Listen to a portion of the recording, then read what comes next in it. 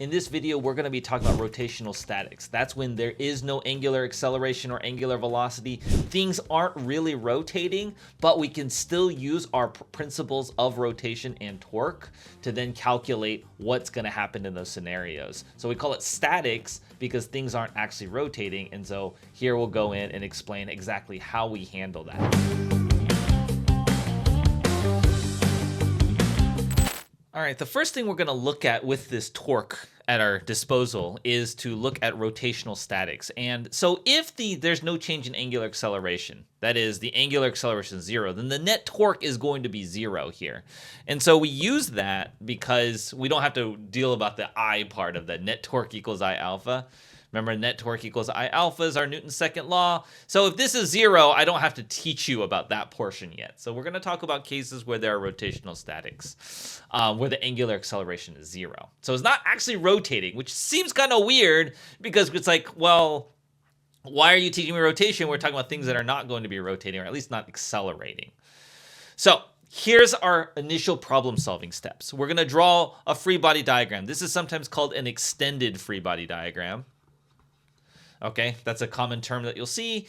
And the thing is when we're doing the free body diagram, we have to place the force where it acts. Okay, and this is super critical. And most of the times, this is where it acts is at the contact point, except for gravity. Remember, gravity is the only force that acts, that in mechanics is the only force that acts without contact. It's the contact point. Or for gravity, the trick is on that one, gravity is at the center of mass. Center of mass of the object. So those are kind of like the two rules. The forces are acting at that location. You have to identify an axis of rotation. And for statics, this can be tricky. You can pick any. So pick anything you want. Because it's not actually going to, if it's not even rotating at all. So if it is rotating, the axis of rotation is what it's rotating around. If it's not rotating at all, it's just sitting there, then just pick anything. You want to assign positive and negative directions for clockwise and counterclockwise, and then we'll calculate the torque by drawing the R vector from the axis, just like we did in the previous lesson. We sum up the torques to calculate net torque, and it sums to 0 in the case of rotational statics. So let's just go through several examples of this so you can understand how this is working. So a person is carrying a plank of wood 2 meters long with one hand pushing down. So let's say we're holding a plank. So horizontal plank. So it's 2 meters long. So just draw a picture of this. We're pushing it down on one end with a force F1. So we're pushing it down here with an F1. And the other hand holding it up 0.5 meters from his other hand with a force F2. So like we have a force here, F2. And that distance from there to there is 0.5 meters. Okay. If the plank has a mass of 20 kilograms and center of gravity is at the middle of the plank. So the middle of the plank, center of mass here. We have that's where the center of mass is. What are the magnitude of the forces F1 and F2? So at the center of mass in our free body diagram, we're going to have gravity here, 20g. That's the mass of that thing. And this thing, it's like we're holding it in place. So I'm holding it like my one hand is holding it up and the other hand is holding it down. And it's almost like this. Like I'm holding it up, holding it down, and we're just carrying it along like this. Now, this is a rotational static problem because we're holding it in place. The net torque is 0. And technically, the F net is going to be 0 too, because it's not accelerating. We're just walking along steadily. We don't want this thing to rotate at all. So we've drawn our free body diagram. It was implicitly kind of told to you, like the free body diagram, but that was that first step there. Draw the free body diagram. Now, it's not actually rotating, so we can identify an axis of rotation. So there's a couple of ways we're going to do this, and I'm going to go through a few examples of the choices of axis of rotation. Because it's not actually rotating, you can choose wherever you want the axis of rotation to be.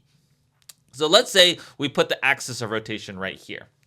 Okay, so this is going to be our axis of rotation in this scenario here. Okay, so now we identify a direction. So we'll say counterclockwise is positive, clockwise is negative. Okay, and then we're going to do the net torque here. Okay, so we have to draw an R vector for each from the axis of rotation to where the force is applied. So that R vector is 1 meter. It already makes a right angle with that F1 vector. So when we do the net torque here, and this F1 is going to be a positive torque. Why a positive torque? Because if I pull down on that side, the beam would rotate in the counterclockwise direction. So that's going to be F1 times 1. Okay, so that's the r vector there. Now let's do the r vector for F2 to calculate the torque from F2. Every force we have to calculate the torque from. Draw from there to there. Already makes a right angle. That's 0.5 meters because this is 0.5. This whole distance is 0.1. So that's 0.5 right there. And that would be a negative torque because lifting up here would cause the beam to rotate in the counterclockwise direction. So that's minus 0.5 F2. And then the force of gravity, oops, I want to erase the r vector, is acting at the axis of rotation, so the torque is 0 for that guy. Okay, so then plus no torque from this guy because the r vector is 0 for that. So that's going to equal 0. So you might be like, okay, two equations, or I have two variables, I don't know. Then we say, well, we also know F net equals 0. So if we say up is positive, then we would say F2 is pointing up, F1 is pointing down, 20g is pointing down, that's equal to 0. Because we can still use, our forces still apply in a linear motion sense. So then you have F2 minus F1, move that over, and we'll use g of 10, that's 2, so make that 200, move it over. Mm-hmm. And then you have this equation, F1 minus 0.5 F2 is equal to 0. We can just add these two equations together if you want. So that minus F1 plus F1 is going to be 0. F2 minus 0.5 F2 is 0.5 F2 is equal to 200. So F2 is going to be 200 divided by 0.5, which is 400 newtons.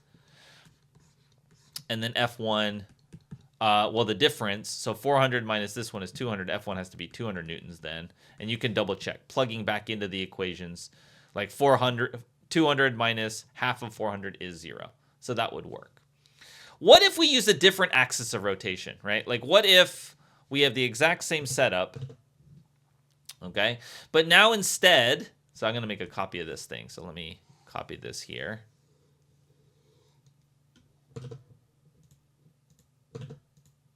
Oops. And then move this over here. Okay, let's pick a different axis of rotation and see if it matters. Because technically, there was no angular acceleration. Shouldn't matter what my axis of rotation is, because technically not rotating. So what if we put it right here at the F2 point? Okay, that's our new axis of rotation. So now we're going to draw an r vector. So every force, we're going to calculate a torque. We'll draw a vector from there to there. That's 0.5. So if we use the net torque here, F1 is going to be, again, a counterclockwise torque. It's going to be F1, but now it's times 0.5 because that's the distance to the axis of rotation. Now the F2 doesn't have a torque. Its torque is going to be 0 because it's acting at the axis of rotation.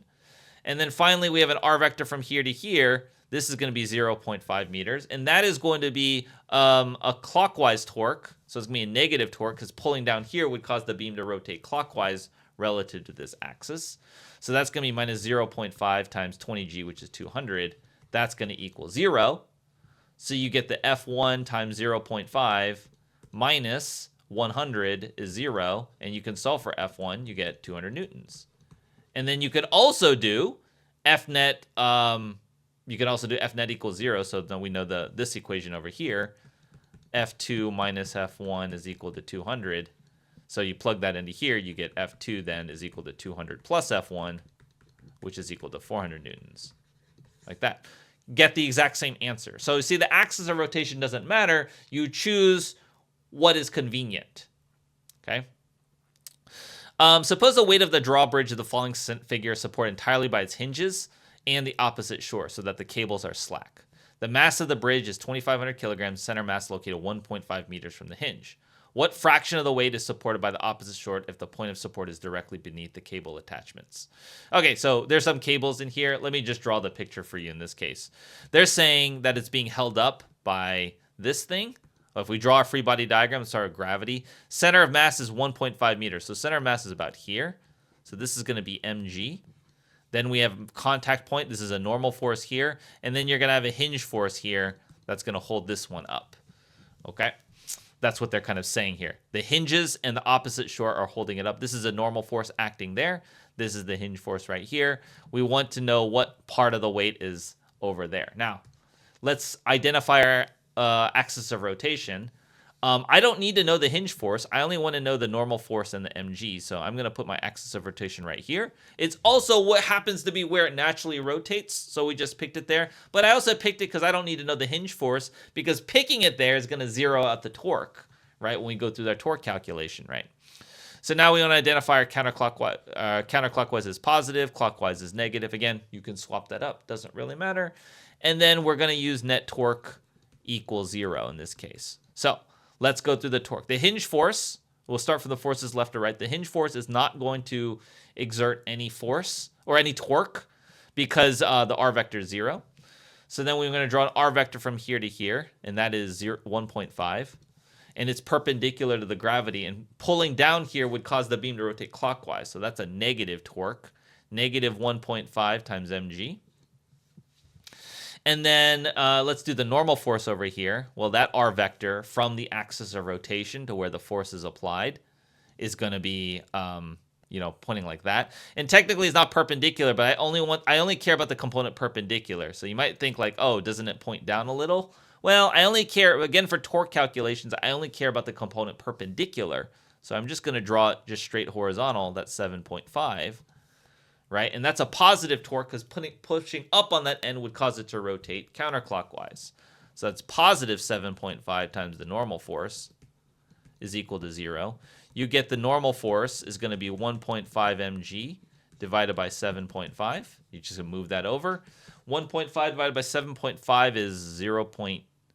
Is it 1/5? Yeah, it's 1/5. So it's 0.2 mg. And so that means what fraction of the weight? Well, this is the weight, mg, 20%, 0.2 of the weight, like that. What is the direction and magnitude of the force the hinges exert on the bridge under these circumstances? Well, now that we know that this is equal to 0.2 mg, we can just say, like, well, we know the acceleration is 0 because the bridge is just hanging there. It's not accelerating up or falling down, right? So then we just say if we make up positive and we do F net is equal to 0, then we'll have the hinge force pointing up. We'll have the Fn force pointing up. That's positive, and mg pointing down. That's negative. That's going to equal 0. So the hinge force is going to be mg minus the normal force, which we know the normal force is 0.2 mg. So then the hinge force is going to be 0.8 mg, and it's going to be pointing upwards. Direction and magnitude there. They gave us the mate. We can just plug in the 2500, but that would just give you a number there. Okay, let's do a tricky one. This is probably one of the most complicated rotational static problems that you're going to face is this ladder scenario, and it requires a really good picture and a really solid understanding of drawing your free body diagrams. So if you want to pause it, take your time going through this one. This is probably one of the trickiest examples we do want to get through. So we're going to place a ladder. So let's say we're trying to get on a roof of a house here. Okay, so this is our house. This is the ground over here. We're going to place a ladder 6 meters long against the house on a concrete pad with the base 2 meters from here. So it's going to be something like this. This is 6 meters long. This is our ladder. And we know the distance from here to here is 2 meters. The ladder rests against a plastic rain gutter, which you can assume to be frictionless. So there's no friction up here, but there is friction down here because of the concrete pad. The center mass of the ladder is 2 meters from the bottom. So the center of mass is located right around here, which is 2 meters from the bottom. Okay. The person is standing 3 meters from the bottom. So the person is standing right here. So I'm just going to put him as a dot. He's standing right here, halfway along the ladder, right? 3 meters from the bottom. What are the magnitudes of the forces on the ladder at the top and the bottom? Okay. So we have a good picture, clear picture. I should have created a picture for this lesson, but it was good that we kind of draw through it. So let's draw our free body diagram. First, we have gravity. Gravity from what? Well, so our system, we're going to make our system, by the way, is going to be the person plus the ladder. Why are we going to do that? Because I don't want to handle the normal force, the force interaction between the person and the ladder itself, because it's kind of a static problem. So the system's going to be the person and the ladder. So we have two gravities we got to handle. We have the gravity from the ladder. So the ladder is 10 kilograms. So it has gravity acting at the center of mass of the ladder. And then the person is 70 kilograms. He has gravity acting downward at where he's standing at 70 G. Technically, if he has a little bit of a height, it would be at the center there. But for this purposes, we'll just imagine that it's acting right there as a dot there. Okay. Now, what else is touching the ladder the person ladder system? Well, we only have the ground here, so there's a surface here, so that exerts a normal force from the ground. But there's also a frictional, well, and then we'll also do this surface here. This one has a normal force from the wall, and it exerts outward from the wall, right? Pushing outward from the wall direction there. Okay, now there's friction on this side, and this is where it's a static friction because not actually sliding, right? We don't want the ladder to slide. That would be bad. You're standing on a ladder and it's sliding. That's a bad time, right? Like, so we're assuming the ladder's not moving there.